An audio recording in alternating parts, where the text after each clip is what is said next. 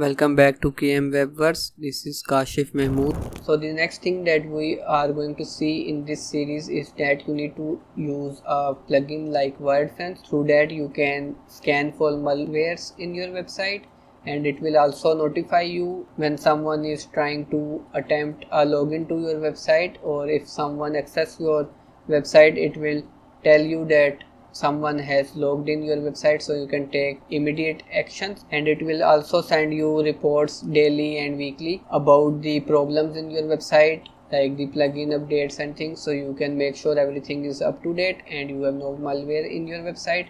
So for that, let's go and install this plugin. So here we are in the dashboard, and we will click on plugins, add new plugin, and we will search for Wordfence. And here is the plugin. You can use their free version. I will provide the link for the paid one as well in the description, and for the solid security I will also provide you the link in the description, so you can purchase or check out the features they are providing in the free version and the ones that they are providing in the paid one. So here you can click on get your Wordfence license. It's free to get the license, so don't need to get worried, just click on get a free license.